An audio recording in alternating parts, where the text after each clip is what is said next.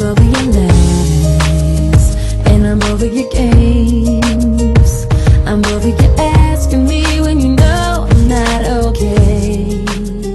Hey guys, this is a very kind of like impromptu type of video. I just wanted to sit down and talk to you guys about what you can tell from the title of this video. If you guys don't know anything about me or are familiar to my channel, I gave birth in December 2014. I have been on the Depo shot since then, so about like a year and a half. If you guys don't know what Depo Provera is, basically it's a form of birth control. It's considered long-term birth control. I have an issue with passing out, so it helps to regulate blood flow. Sorry, that's TMI, but birth control to me is actually like, it's very important. Whether I have menopause or whatever it is when the time comes for that, I'll probably still be using birth control unless they discover something new that works just as well. It's basically a shot and it's like an injectable, you know, so a lot of people get it in their rear. You get the shot 4 times a year. So it's very, very carefree because you really don't have to worry about it. You have to worry about anything coming out or falling out, or you really forgetting, because you always have to go to a doctor to do it. At least you're supposed to. For the most part, I like really loved it because it has been so carefree and it's been very easy, and I have really haven't had any issues with it until all the arguments and things that were going on with my husband. What is going on? Like, where are all these arguments coming from? Like, this didn't used to happen. A lot of it was chalked up to just my emotions from giving birth. Like, your body goes through like a huge change. My husband and I didn't live together, we were dating. You don't really know the person you marry until you live with them, you know, all those different things. It wasn't necessarily getting worse, it just was not progressing in the direction it should have been. Went to marriage counseling, and you know, the topic of divorce came up several times. You know, this word shouldn't be popping up in our heads, and I shouldn't be so frustrated, and we shouldn't be constantly arguing over and over and over again, and I shouldn't feel like being his wife is like a chore. And that's what it felt like. Basically, intimacy was like non-existent for me. During the time period when I was taking Depo Provera, I remember sitting at my desk like thinking about my husband, like looking at pictures of him. I don't fantasize about him anymore. I don't fantasize about anybody else like either. Like, it's just kind of like perplexing. And when I realized that, it's just like, I don't feel anything in terms of intimacy. Am I turning asexual? Like, what is going on? Like, am I just not attracted to anything anymore? Like, something's got to give. And I talked to my doctor about it before. He said it's a side effect of Depo Provera, but he said that it's not highly likely. Basically, there's like a list of like 13 things for Depo Provera, and that one is like literally like the last one, like number 13 on the list. There's something wrong here. Like, there's something seriously wrong. Like, I'm not trying to leave my husband, and we both want this to work, and it's just like, if counseling's like not working and arguments are still happening, and it's just like,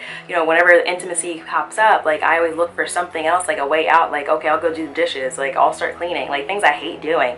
But it was like I always tried to avoid it, and it just didn't make any sense. I actually looked it up again online, and this time I found a whole lot of forums through Yahoo, Reddit, you know, like blogs, like a whole lot of forums of other women who had the same exact response. Like, they had no affection, no intimacy, nothing. Like, it was basically like it was like non-existent for them too. And I was like, thank God I'm not the only person, because there's no way that, you know, this is just how our lives are going to be for the next like 80 years. Like, there's no way that can happen when it was not like that before. Oh my gosh, like some of these people like got divorced because of this, and some people broke up because of it, and you know, like this, like for some people, like it really ripped apart their lives. After I read that, I talked to my husband, and I was like, you know what, I can't do this anymore. Like, I need to switch to something else. So when I was actually due to get my next shot was actually last month, and I haven't been taking it since then. I'm actually not on anything right now, waiting to switch over to the Mirena actually. I really just wanted to make a vlog about this and talk about it, because the fact that like it was downplayed the first time I questioned it, not saying anything against my doctor because I love him, but it's just the first time that it was downplayed, and the fact that it's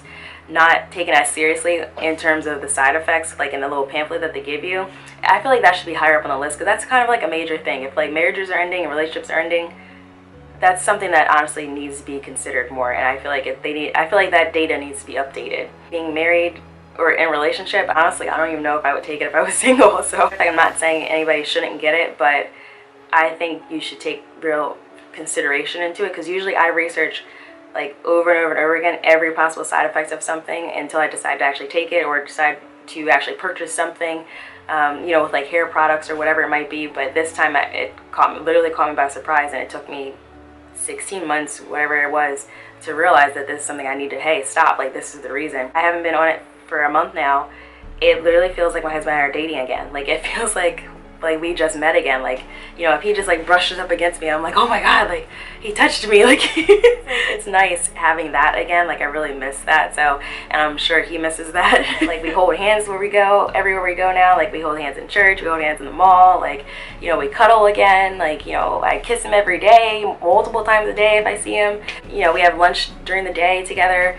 You know, it's things that like were basically non-existent, and now it's basically back to how we were when we were dating. Like that's like a huge difference in just a month of stopping this. I just wanted to put that out there. It's a very personal topic, but I think it's something that needs to be discussed. It was like literally a great thing, but it tried to kill my marriage. So, and I was not having that. There's light at the end of the tunnel. We're doing wonderful, like better than what we were when we were dating. So if you guys have questions though, please leave it down below. If you don't feel comfortable leaving any questions there, Snapchat. A lot of you have been sending me questions and comments through Snapchat. That's probably the quickest way to get to me. Otherwise, you can always send me a message through any of the other, you know, avenues of social media, and I'll respond back to you. But just wanted to put that out there. So, yeah.